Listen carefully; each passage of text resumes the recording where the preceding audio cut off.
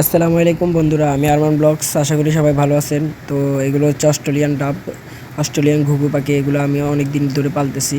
তো এই পাখিগুলোকে কোন সময় কী খাবার দিতে হয়, কি বাচ্চা ফুটলে এক খাবার দিতে হয়, ডিম পাড়লে আরেক খাবার দিতে হয়, তো এই খাবারগুলো নিয়ে আমি আলোচনা করব। তো বন্ধুরা দেখতে পাচ্ছেন এই খাঁচার পাখিগুলো কয়েকদিন পরে ডিম দিবে। তো এই খাঁচার পাখিগুলোকে আমি গম খেতে দেই, এরপর মাঝে মাঝে ভুট্টা ভাঙ্গা খেতে দেই। দাঁড়ান আপনাদেরকে দেখাচ্ছি।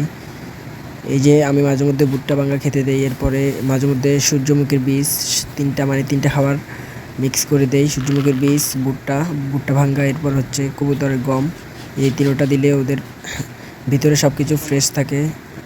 আর আপনারা খাবার দেওয়ার জন্য এইসব বাটি ইউজ করতে পারেন। এগুলো শুধু 20 টাকা। এগুলো আমি অনেকগুলো নিয়ে আসছি। এগুলোতে খাবার দিলে খাবার নষ্ট হওয়ার সম্ভাবনা কম থাকে। আর এই পাখিগুলো খুবই কম খায় আদার। তো ওদেরকে একদিনে হাতের 1 মুঠ আদার দিলেই হয়। তো পুরো দিন ওই আদারই চলে যায় ওদেরকে। তাই আমার বেশি আদার কিনতে হয় না। আর এখানে দেখতে পাচ্ছেন বাচ্চা রয়েছে। তো এখানে সূর্যমুখীর বীজটা একটু বেশি দিতে হবে, যার কারণে বাচ্চার খাদ্য একটু ভালো হয় আর বাচ্চা তাড়াতাড়ি বড় হয়। এখানে দেখতে পাচ্ছেন এগুলো হচ্ছে ভুট্টা ভাঙ্গা। আর ভুট্টা ভাঙ্গা কম দিতে হয় বাচ্চা দিলে, আর সূর্যমুখীর বীজ একটু বেশি দিতে হয়। তো তিনোটা মিক্সার করে এখানে দিয়ে দিতে হবে। তো এই বাটিগুলোর দাম একটু বেশি। তো এই বাটিগুলো আপনারা ইউজ করতে পারেন। এই বাটিগুলোতে খাবার আরও নষ্ট কম হয় না।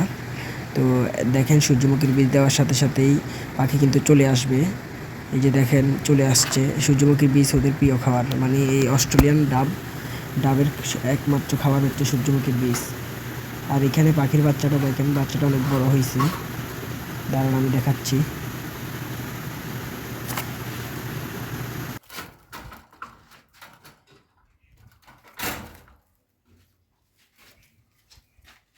এই যে দেখেন বন্ধুরা, মাশাআল্লাহ অনেক বড় হয়ে গেছে। এটা হচ্ছে 12 দিনের বাচ্চা, মানে এটা 12 দিন হয়েছে এটার বয়স। আরও 10-12 দিন পরে এটার পুরো পশম ডানা সব উঠে যাবে। তো যেই বাসায় এরকম বাচ্চা থাকবে ওই বাসায় সবসময় পরিষ্কার রাখতে হবে, যাতে পোকামাকড় না থাকে। আর পানি পানি মাস্টলি পরিষ্কার করতে হবে, প্রত্যেক দিন বিশুদ্ধ পানি দিতে হবে। তো আমার ভিডিওটি কেমন লাগছে কমেন্টে জানাবেন, আর ভালো লাগলে একটি লাইক অ্যান্ড সাবস্ক্রাইব করে দেবেন।